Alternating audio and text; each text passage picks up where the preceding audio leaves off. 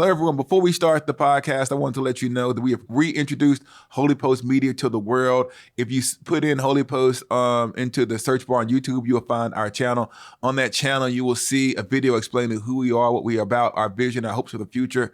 If you didn't know, now you do know that the Esau Macaulay podcast is a part of Holy Post Media. Hope if you listen to my podcast, you will subscribe to all of the other content that we have there, including our special Patreon, Holy Post Plus. They'll give you access to all kinds of other stuff. And apparently we have a website that I didn't even know about. If you go to our website, there's merch. And if you're crazy enough that we even want to buy Esau Macaulay podcast merch, you can buy it there. So please take a look at our website, our YouTube page. And now on to the podcast.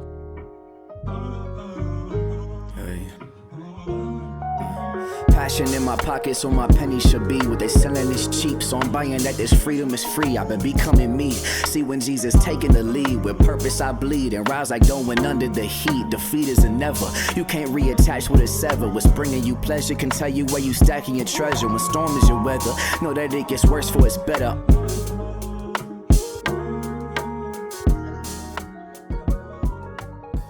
Welcome to the Esau Macaulay podcast. I'm your host, Esau Macaulay. We're joined by our producer, Mike. Hi, everyone. And the Baylor Bears' own Malcolm Foley. You guys, what's up? For those of you who listen to the podcast, Malcolm has on his Baylor swag. So we want to give Baylor a little bit of a shout out. There we go.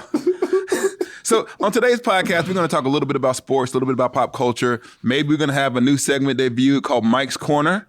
Ooh. We're going to give Mike an opportunity to introduce a topic, which we will decide whether or not we want to engage in. We can say no. We might go, Mike's Corner is canceled. So it might only be Mike gets to ask a question and we will decide whether or not we'll answer. But I love that. What I want to start with, which is probably like a kid talking about the thing where he didn't do the homework. You know, in school, the kid who didn't do the homework, didn't do the reading, wants to throw their hands in the air. I want to talk about a movie that I have not seen, namely the movie Sinners. And maybe this is like a combination of a moment of cultural shame and a moment of pop culture. So I've been meaning to see the movie Sinners. And the movie Thunderbolts. These are two movies that I wanted to go and see. And it had been a busy week. I finally gotten a day to myself, and there were two sets of tickets available. One for Thunderbolts and one for Sinners. In Black America, I went to go see Thunderbolts, which is actually a good movie we'll talk about later. Yeah. But the reason that I think that Sinners is at least important, one, it's for two reasons. These are kind of uninformed takes. Maybe we'll have a revisit of this episode after we've seen the movie. Yeah. But one of the things that happened around Sinners, and that's the movie. It's like a vampire movie, I think. Yeah. And what's the director's name? I want to make sure his name is Ryan Coogler. Ryan Coogler, yeah. Ryan Coogler was the director. He's directed Fruitvale Station. He directed the Black Panther movies. Did he direct Creed? Yep. He directed Creed. So he's this famous African-American director. He's kind of like, is it wrong to say he's like the next generation of Spike Lee? Is that kind of like a good way to put him, Michael? Yeah, I'm sorry, cool Malcolm. With that. Michael, you don't know whether or not he's Spike Lee or not. You have no idea. No, he's the guy that sits courtside in Knicks games, right? That's what he's known for? That and like eight classic black films. I know who That's Spike fine. Lee is. How many Spike Lee movies can you? If you give me three, then we would definitely do White Mike's Men Corner. Can't Jump. Okay. He chose the guy was the white guy in the title. White Man Can't Jump. Did he do Chirac? He did. Wow, these are like deep cuts. Yeah. Go ahead. And then he did some of the Jordan commercials. I can't remember. Got two. Two and a quarter. Close. Okay. Thank you for participating. What I wanted to talk about as relates to Sinners is that there's sometimes these movies that happen in the culture. It's not every single movie by a black director or even having a black cast that becomes you're obligated as a member of the black community to see this film. So Malcolm, I want to ask you, like, what do you think made Sinner one of those black required viewings? Yeah, that's interesting. I probably wouldn't chalk it all up to social media, but it was also like so Ryan did that video on how he filmed the movie. Yeah. And it's really just like 10 minutes of him nerding out about film, how film works. And I mean, there were a bunch of people who, after they saw that, because he talked about how he filmed it in IMAX 70 millimeter, and I felt this way too. After I saw it, I was like, oh, I have to see it in IMAX 70 millimeter. Yeah. And actually to that point, I had planned to see it in San Francisco, in IMAX 70 millimeter, because my dad. Have you seen it yet though? So why no, now that I'm on here? Okay, I haven't seen it yet. So we're both under cultural condemnation. Okay, we're in the same boat. Yeah. We're in the same boat. Because on a side note, my dad had texted me before the Warriors Rockets game 4 of the playoffs. He's like, Malcolm, you want to go to the game with me? I was like, yes. You went to an NBA playoff game? I did a few weeks ago. Wow. It was great. You know what? That's flexing. It's when you go to an NBA. I want to slide that in. Okay. Well, here you go. So we just slide stuff in. I saw Denzel in Othello. How about that? Slide that in. See, I wanted to go see that. I flew to New York. So people are going to think I'm actually rich or something. But no. Is this when I say, as the white guy on the podcast, that I saw Josh Groban in Sweeney Todd? Is that I have the no same? idea what you just said. You said, I just heard cultural alienation over there. So no, you said you're going to the movie. You're going to go, and then you ended up because of the NBA game. Yeah, we had planned to go to the movie then, but my dad had some other work he had to do that afternoon, so we couldn't go see the movie. But all that's to say, like that. I mean, that 10-minute video, I think, was also really powerful for a lot of people just to see, just to see not only him get that excited about filmmaking, but also just as a way to support, Black filmmaking. Yeah. And he talked about, I mean, him growing up and watching movies on this particular type of film and all all this kind of stuff. The interesting thing about that, I saw that same video too, and it made me once again feel like I ought to do it. And the interesting thing about this is that before this, I had never watched a video about how movies are made. I hadn't actually cared at all. No. But this is I think we can take away from this. Even if people are uninformed by something, you can be moved by someone's passion. Yeah. And so to see him explain to me why it actually matters that I see this film in a certain way convinced me that I need to go to this movie. And maybe and I don't want to Jesus juke everything, but like sometimes we just expect people to come into church excited about God or excited about the gospel or excited about this text. And we need to say, no. This thing that you think is actually irrelevant has a real impact on your life. Now, there's a second reason I think that we got into it, if you allow me. Yeah. Did you see the Variety article after like the first week? This is one of the things that happened that really made it go viral. Oh, was it about how much money it made? Yes. And it was. So there was this. I think it made something like 70 or 75 million. He can look this up over on the side there. And the way that it was framed, even though it was an independent movie that had done really well, it was framed as if it needs to make even more money to be successful. And the idea that like they were changing or trying to diminish Black success. Yeah. And I will tell you, there is nothing that will galvanize Black people. Make us salty. we can't buy these tickets. Really? Oh, that was your thing? And I remember a lot of people. As a matter of fact, what's the guy's name who did? It's gonna sound like such a diminishment of him, but he did like Night at the Museum. What's the guy who did those? Ben Stiller actually commented on the Variety article.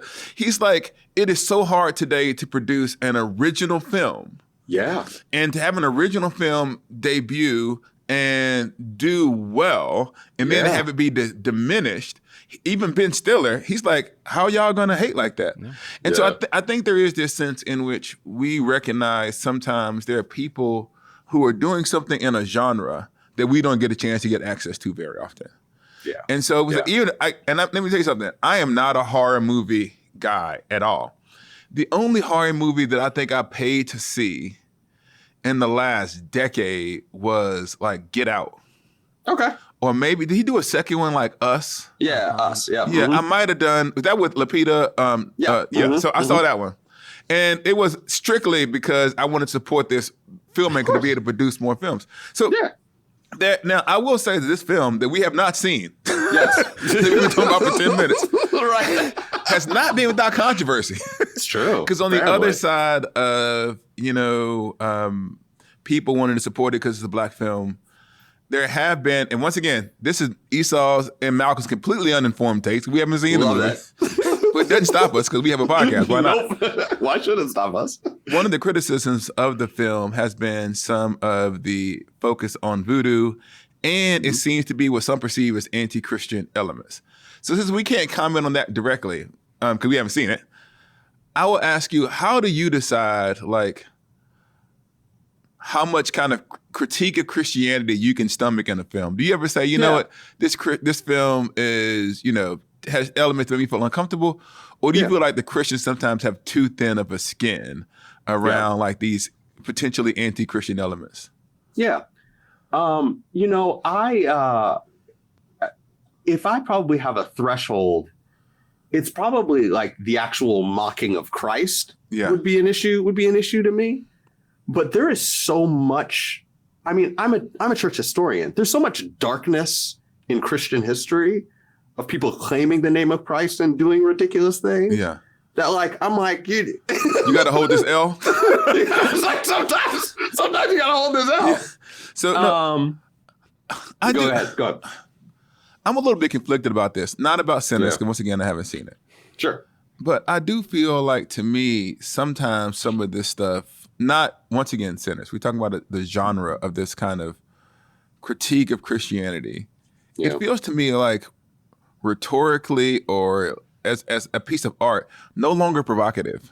Sure. Yeah. And it can kind of come across as boring. And I can count on I can just go through the list of all of these artists who do something they know is going to annoy Christians. And once again, we're not talking about we're talking about like in music and in videos, and they kind of go, and then the Christians get mad, and then the people defend them from the Christians, and then that bumps up engagement. That is not, Sinners was not, as best as I can tell, I haven't seen it, like I said, doesn't seem to be like that. I have no idea whether or not that was the purpose of how it was engaged there. But I do sometimes say, it's okay for me as a Christian to say, man, I get it. We've done stupid stuff, I can own it. But also, there are, and I think we've seen more of an increase in this, there are more complicated portrayals of Christianity than simply hypocrisy, simply internalized colonialization. Like, bro, like some of us have thoughtfully reflected upon the gospel and chose to orient our lives and do the best that we can to love our neighbor.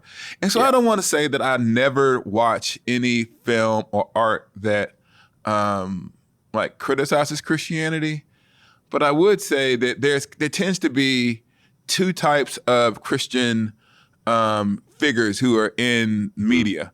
One is like the hypocrite who doesn't actually believe all of this stuff, who's basically trying to use religion in some way to oppress and get ahead. And the second one is the good person. He's like a good Christian or a good religious leader, but he doesn't actually take the religious part very seriously. He just happens to be a Christian, but he said, you know what? None of this dogma or doctrine matters. I'm just going to like give you a sandwich or something. And so like his way of approaching kind of bridging the gap between him and a skeptic is to say, well, we're basically not, there's no difference between us. And so maybe I want to say, can we have someone who lives out their convictions in ways that are charitable and maybe complex, but not a saint, but at least kind of a complex and multifaceted portrayal. Once again, we will see whether or not that's what occurs in Sinners when we finally see it. As someone who also hasn't seen the movie, I think that's a great review and take. And I look forward to the internet telling us how dumb we all are. I love it. Great. We should do more. This is what we think about what we haven't seen. I'll ask you this: have you seen anything? Have you watched any content? Like what are the Foleys watching on television right now? That's a good question. I think it was a few weeks ago, the newest season of Black Mirror came out, and so I was about to just binge watch the entire thing because I love. You can watch more than one episode of Black Mirror in a row. Oh yeah, man. Oh, wow. See, this is the thing. I need to go on a walk after I see the episode. To ponder my sins. I have a probably. I think I just have a profound tolerance for dark television. You can see that I didn't. So was there? So you're just burning through dystopian. I told Desiree. 75-minute like quasi movie television series. Yep. All right, man. Well, I'm not talking about that. 'Cause I talked about Sinners. That's canceled. What I saw that I actually watched was Thunderbolts. And I want to give a strong recommendation. If you've not seen this movie, you should go and see it because it's a superhero flick, and that's fine. But at the heart of the film is this question of why do anything at all. It sounds crazy. This is it, but one of the characters, she's like an assassin. Sorry, spoiler alert. So skip past, like they'll put the timestamp. Skip past. What about me? I want to watch the movie. Sorry, I won't give away the ending. I'll just give you like the opening premise that you can kind of see. She's like, I just go from mission to mission. And I like assassinate these people, and then I come home and play on my phone, and I don't see any meaning between. I like she was basically dissatisfied with her job as an assassin, which is crazy because I don't kill people, right? That's not my job. Yeah. But this idea, I do that. I minister the gospel. That's a hobby. This is a side hustle. I'm not an assassin. I promise. Like an assassin would admit it. Exactly what an assassin would say. So no, what she talks about though is this idea that her job is simply for money and there's no meaning in it. And they talked about how it works as both a commentary on like millennial or whatever the current generations are malaise, and like the Marvel universe itself, because it's just event after event and there's no larger stakes and you just go to the next one. And so I do think it made me think about the relationship between our work and what we value, which is not really what I see like normally in Marvel. And what she actually gets to, and sorry, this is like, she finds meaning, and this I don't think this is, once again, not a spoiler alert. She finds meaning in actually not just assassinating people, but being part of a team whose job is to actually do good in the world, which to me is like a profound, it's what I loved about superhero films. It's the idea that we're coming together for a common good that is beyond just the next thing. And it says something inspirational about that. So I want to say, go and see Thunderbolts. Take? Esau, great. My wife and I really want to see it. We need a babysitter. Okay. Do you want to come over, babysit the kids? How many kids you got? Just 3. I'm busy that day. I didn't tell you what positive. day. I'm positive. I didn't tell you. Sure, I'm definitely busy. I got 4 kids, man. If I got a time, you know what? What if we just drop our 3 off with your 4? I mean, no. That just won't work for me once again. I mean, no. If after the podcast, you can text me and I'm going to give some babysitters, but I'm not going to. I mean, blessings on you and your relationship with your beloved. I just thought you cared about me. And so you know what we're going to do? You know what? I had another topic, but in order to make you feel like seen and heard, because I can see that was a cry for help just now. A little bit. We're going to do Mike's Corner first. Man. Okay. And this is an opportunity. See how we do it? We can adjust. Mike's Corner is an opportunity for Mike to go out into the world, read a story, and bring that story back to the podcast for our discussion. So, Mike, what is your first edition of Mike's Corner? First and only edition. It is an article from The Atlantic. Okay. It's called, "Is This the Worst Ever Era of American Pop Culture?" Which relates, because we were just talking about pop culture. It does relate. It actually relates a lot. And so the tagline is, "An emerging critical consensus argues that we've entered a cultural dark age, but I'm not so sure." Okay. So the first 3/4 of this article, it's very pessimistic. And it just talks about how every industry, the film industry, the music industry, the art industry, most of what's being created is just it's all the same. Yeah, I want to, because this actually was a good article, so we're not going to cancel Mike's Corner. Yeah, the article goes into 3 different categories, and the first one is that we're suffering from stagnation, and the idea is that we don't do anything new, and that everything is a reboot. And I think that's part. I don't know if it's. I have never been someone who pays attention to enough other generations to know what age group is in what generation. But I do know at a certain point, I think the generation Generation X is older than me. Who's on the other side of Generation X? Is it the Boomers? Yeah, it's the I Boomers. think it's the Boomers. We blame the Boomers. Why not? But it's like they never transitioned out of pop culture, and so they started making us remake all of their films. Yeah, so there's this great line. It's designed to keep us swiping endlessly for slight variations on our favorite things. And so I do think that, maybe that's one of the reasons that the only thing that gets made is like Marvel or reboots, and that's one of the reasons why people are so excited about Sinners, because it's actually an original film. Yeah, and I think that, and I think the last kind of original breakthrough, brand new series, it was like John Wick. That was something that didn't exist anywhere else until John Wick just existed.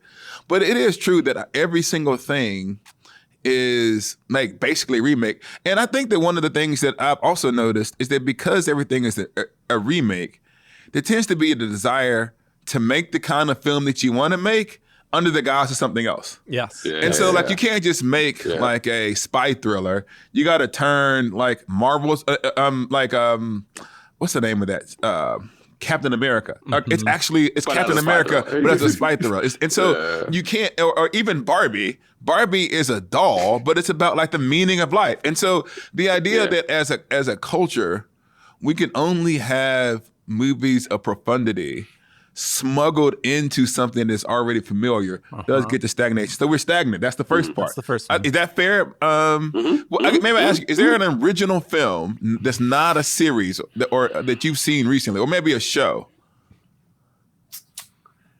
Yeah, a lot of it is just, a lot of it is sequels. Yeah.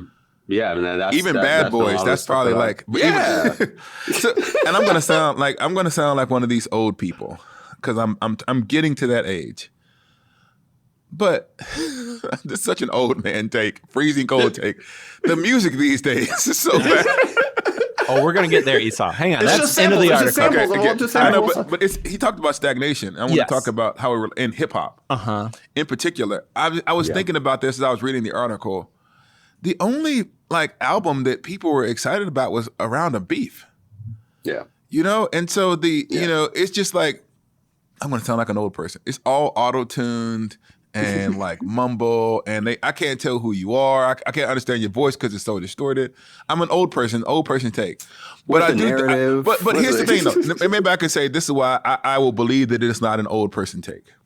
When I was a kid in like the 90s, and my mom sat me down and put on Stevie Wonder, I was like, okay, this kind of slaps. I can't hate, right? So I feel like we listen to Marvin Gaye, Aretha Franklin, Patti LaBelle, so like the Temptations. So like I felt like even though it wasn't my generation, I could go to the generation like below me. Before me age-wise, and my sister was a couple of years older, she would put me on to some stuff. And so I do feel like historically I've been able to kind of have enough stuff, but I think it's fair to say that the music industry right now is stagnant. The other two, and we're not talking about them separately, were cynicism and isolation. Yeah. So can you talk about what he meant by those two? Yeah, for the cynical one. Or cynical, same thing. I mean, he talked about the art industry and how, if art used to be, the purpose was to make something original or beautiful or creative. And now, ever since 2017, it is designed just to be about messaging, raising awareness, and how there's another great line. We are bombarded with identities until they become meaningless. When everyone's tossed together into the big salad of marginalization, otherness is made banal and abstract. Yeah, I think it's. We've always had message movies. Like I feel like there've been movies that tried to teach me something.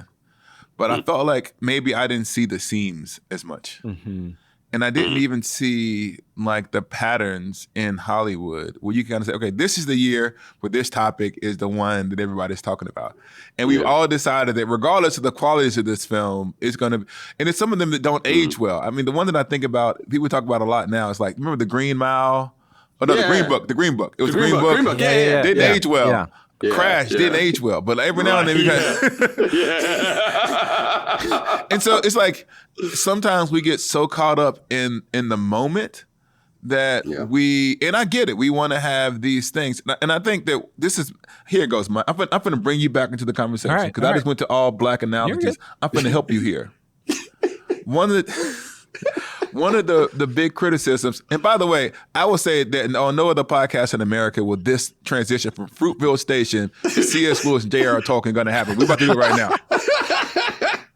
Fruitville Station was obviously, for those of you who've seen it, it has a lot going on, but we won't get into it.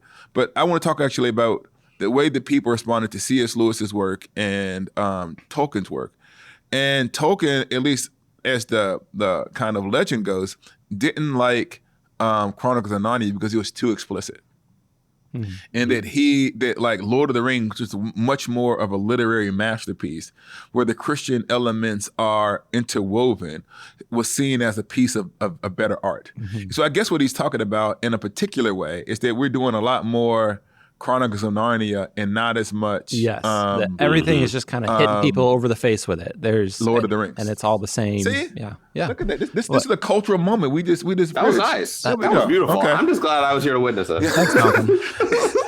So, and we're isolated. So we're all doing stuff in our home. Like what we're doing right now. Malcolm's at his crib. That's what he talks about. That the music industry, like it used to be everyone got together in the studio, you collaborated together, and now with technology, everyone's just in their bedrooms alone creating. So music is widely made in the same manner that it's consumed by people who are alone, encased in their headphones. So here's our academic transition. One of the things that I liked about my PhD program was that it was done in community. Yeah. We all had our offices together. We would do our research, and then we'd come downstairs and we'd have lunch together. And in the context of lunch, you bounce ideas off of one another. Or even just in the debate in the classroom, there's something that is special that's created by the classroom environment. Now, changes in higher education have made it, it's more accessible because more people can access stuff even if they can't come to the physical location. But Malcolm, have you done like in-person versus online education? And like, what do you think what is that thing that you get when people are together? Oh, bro. I mean, like doing a PhD is already it can be an incredibly isolating experience. Yeah. And for me, I mean, one of the main reasons I made it through was because of a close-knit cohort of folks. And then in the writing of the dissertation, I mean, it really came down to about 4 or 5 months where actually Jamar and I would meet online, but every morning, and we would write our dissertations together. Yeah. We need and nice. I mean, there's something I think distinct about the PhD where so much of it is just about like, you've got to do this new thing that only you are doing, and you're the only one who's going to know this much about this thing.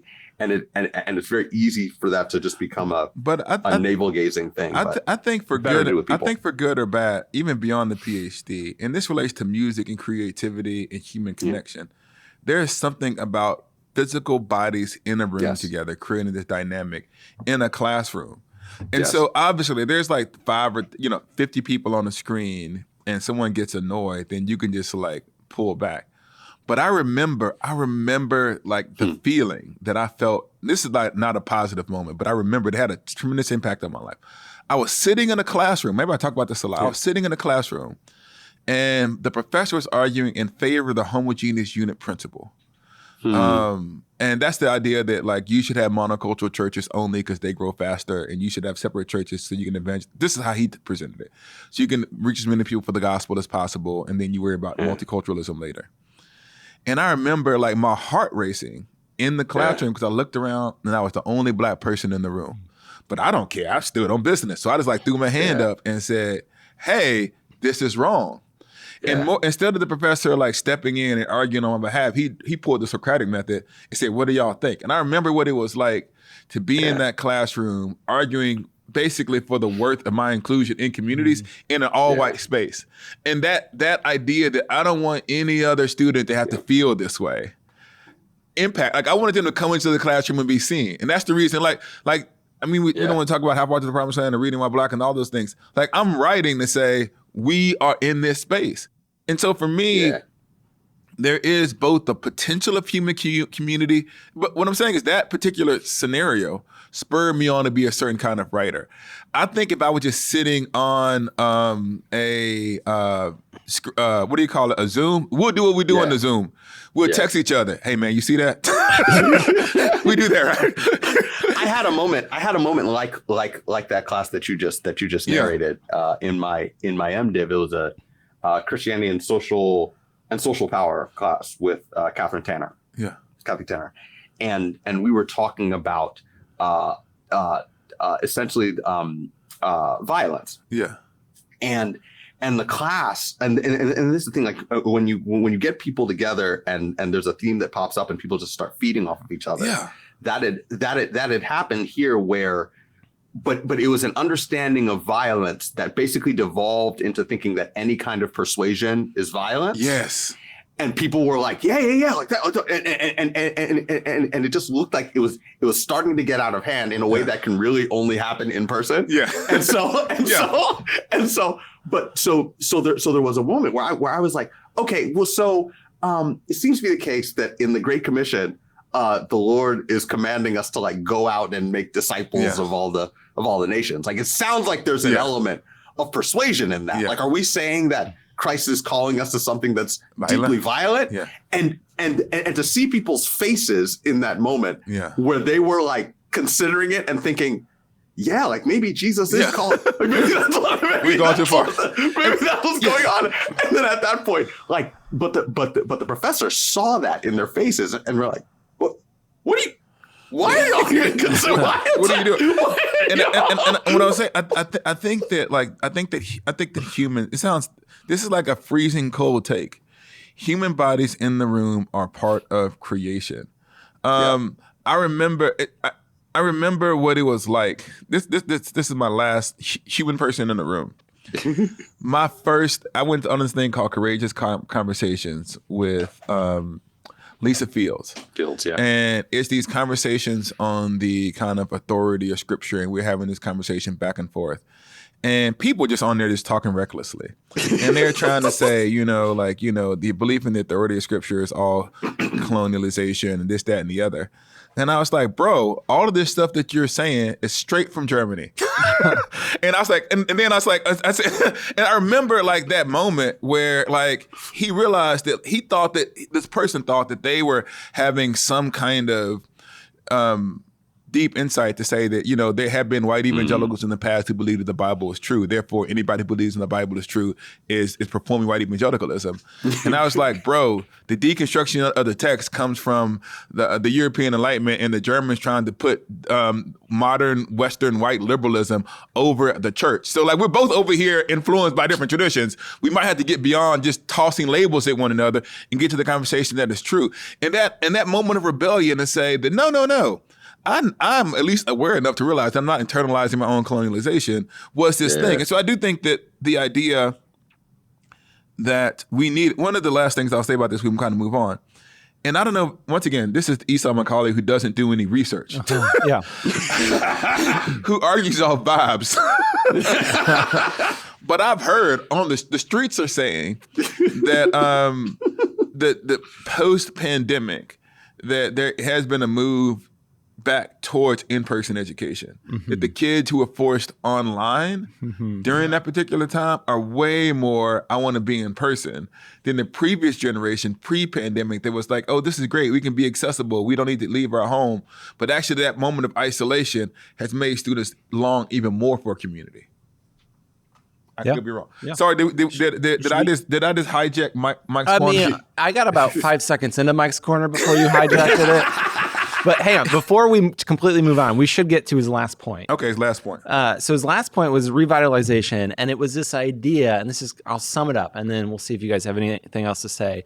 But it's like, if 3/4 of the article was like, yes, everything is bad. It's bad. We are prioritizing profits. We are prioritizing stagnation. Everyone is lonely and cynical, and rightfully so. But then what he did is he gave a few examples of, it's like, but what about this? And he mentioned Oppenheimer. He mentioned Barbie. He mentioned Beyonce's country album. And it's people who are like, I'm guessing when Beyonce told her agent, I want to do a country album, the agent was like, you're crazy.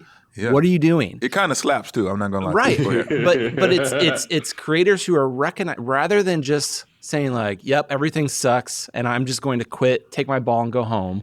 They're looking at adapting to try to see like, well, what's positive here? What is popular? And how can I twist this in a way that I'm still true to myself, but I'm meeting people where they're at. And for me, it just even to like do the church, connection, it just reminds me of, I think, Christians in this kind of culture war era that we're in. Like, yeah, we can just complain and yell at the other side and just shout at them until they come over to our side, or we can try to find ways where there's common ground and meet them where they're at and then show them, but actually there's something even more beautiful over here. Let me take something that you kind of like, but it's maybe a little broken, maybe it's not quite right, and let me expand your vision to see what the gospel has to say about this. There we go. That was great. I wish I could just say amen to that. I want to say, I wish. Amen and. So I'm not going to counter. I'm going to amen and extend. Yes, please.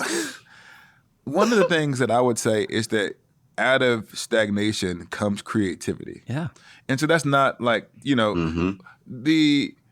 the church, and maybe I'll put it this way. I like what this article did, is that it explains the problem. He doesn't downplay the significance of the problem and the issues that are facing the culture. And so I think that part of what it means to be really honest about what's going on in the life of the church is that when we're really honest about what's happening around us, we have to be able to describe reality in a way that people intuitively think is true before they listen to our response to it. And so when he says, oh, we're isolated, I could go, amen. I could have said that as a Christian. Oh, we're deeply cynical. We're just trying to like maximize profits. That's good. We're not creative. That's good. And so then how do I then talk about in ways that are both faithful to what Christianity is, but are also creative? And so I do think that crisis creates creativity. And so I do think we're in a moment where we need Christians who are willing to create interesting art. And that's what, and that's where, and this is no shade to Lewis. This is where at least how Tolkien is perceived is important, because he did something creative in a moment of crisis. Yeah. One of the things that like I struggle with as a writer is this line between these two things, right? And I think Malcolm understands this. Publishers are rightly so. They're publishers. It's their job to like maximize profit. And so they want us to write books that are going to make money. And so you got to show them these are the people who are going to buy this book. But sometimes you're like, no, this is a book that needs to exist in the world. It just needs to exist, right? And it needs to exist in the world because it hopefully, and this is the ambition of any writer, might change the way that people think. And and sometimes there are books that are also popular, makes a lot of money, that also change the way that people think. But I don't think that you can chase the popularity. I think you got to chase change. And maybe I'm saying this because I'm like I'm in the middle of getting ready to do my next book, and like I'm writing on slavery. Like who wants to talk about how the Bible is interpreted as it relates to slavery, and who wants to talk about all these other things? But it really is this idea that hopefully I could do something that is unique, that is authentic, that is creative, that inspires people. And you take a risk, even if you don't know if it's going to work or not, because it's worth. But you have to at least say to the people, "Oh, it's going to work." Otherwise, at least I got to appear confident about it. It's going to work. So, wait, we want to do your bacon and eggs one? Are we going to continue Mike Corner? Do you want to, or do you have? What's your other story? I want to talk about football. All right, we don't have to do bacon and eggs. We will. It was really good, everyone. We'll save Mike's bacon and eggs for Mike's Corner next week. It's not a cutting story. So the breakfast article that you want us to talk about will be here next week. So you got to tune in to hear the next time we talk about it. Yeah. So this is once again a freezing cold take, but I think it's an interesting time where sports bumps up against real life. There's a guy named Shedeur Sanders who is the son. I feel like every one of my episodes is like dads and sons. Yeah, you got me. If your kid's involved, I'm hooked. So Shedeur Sanders is the son of Deion Sanders, a famous NFL player. And Shedeur Sanders was a quarterback who was entering the NFL draft. By most expectations, Shedeur was supposed to go as the top 5 draft pick, which would have won him millions of dollars and, all of these things. And Shedeur does not go, not just in the top 5. He doesn't go in the first round. He doesn't go in the second round, the third round, the fourth. He goes in the 5th round. I think like 180 something.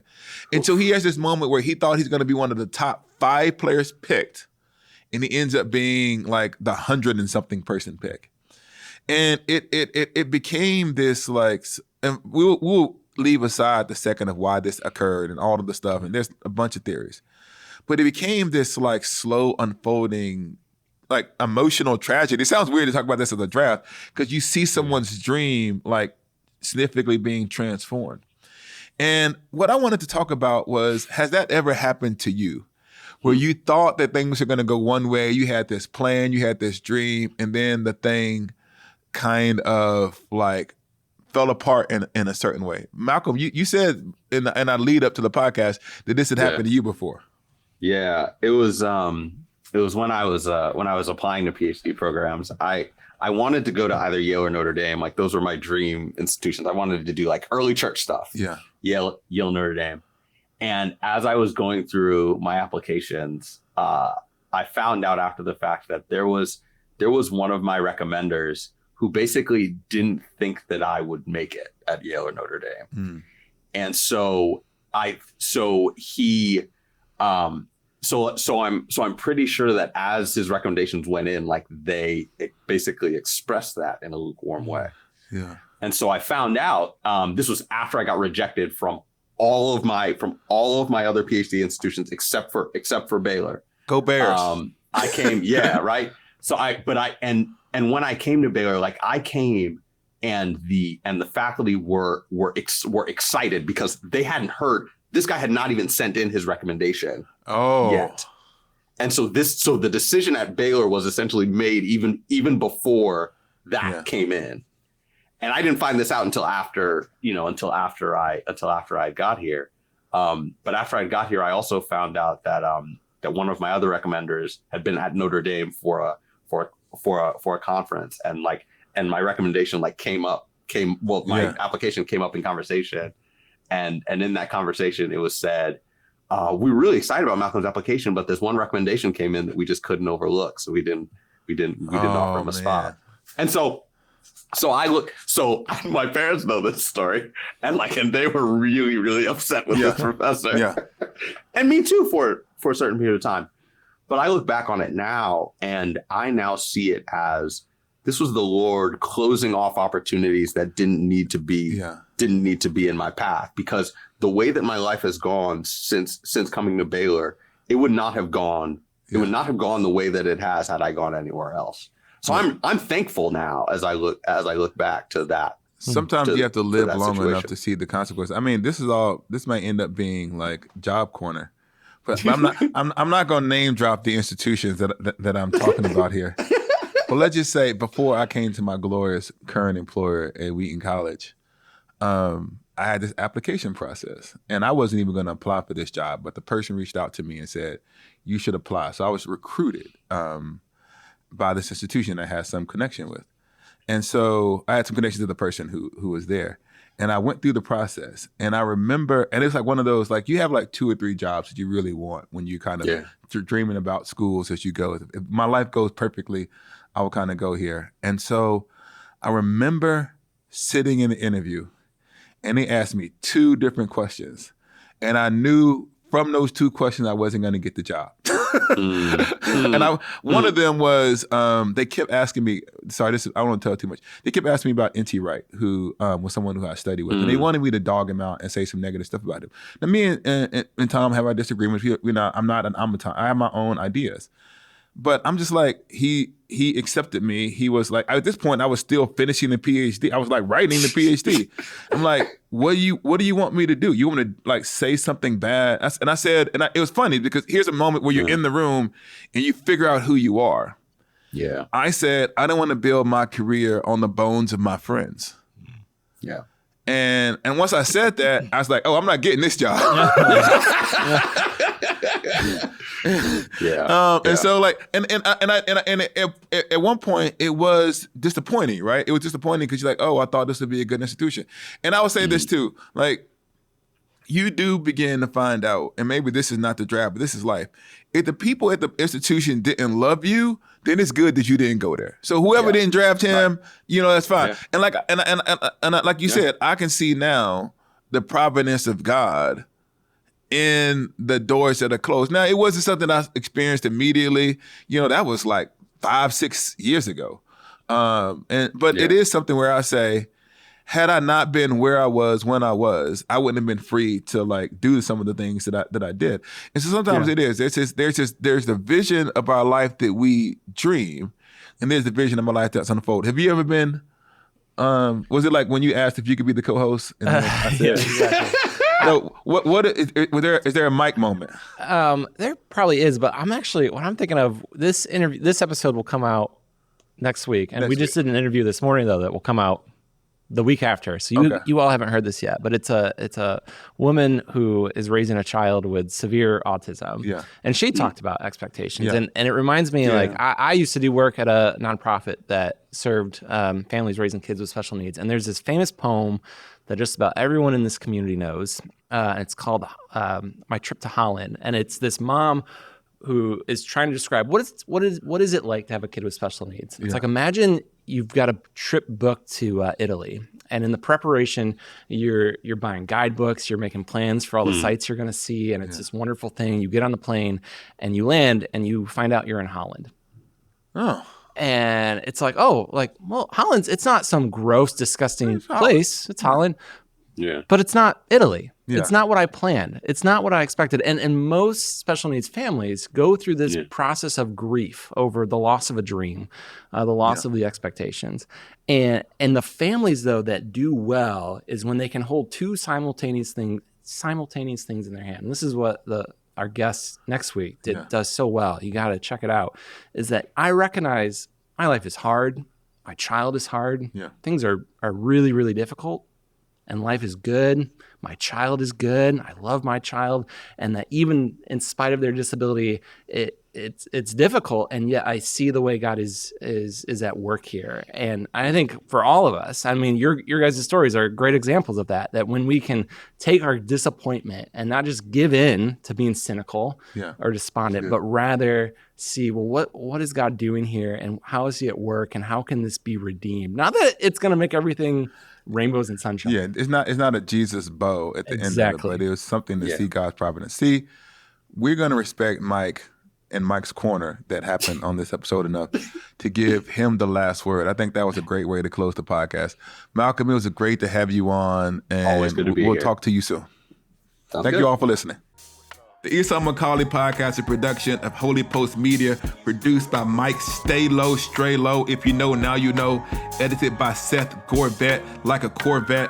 Music by Rob Noor. Make sure to follow the show wherever you get your podcasts and leave a review so more people can find it. See you next time. I'm out. I'm penning these letters with prayers they can aid your endeavors. It's clever benevolence, tasted it, wrestle with, still wrestling. Touch my side and it crushed my pride and told me I'm blessed within. Receive a Christian platitude with gratitude, but in the saddest news I live in doesn't add up to the Beatitudes. Catch me in the catacombs, chiefing like they Pat Mahomes, catching bullets, tackle foes, running plays, defending zones. Field got him doing football numbers, only half is grown. He was acting grown.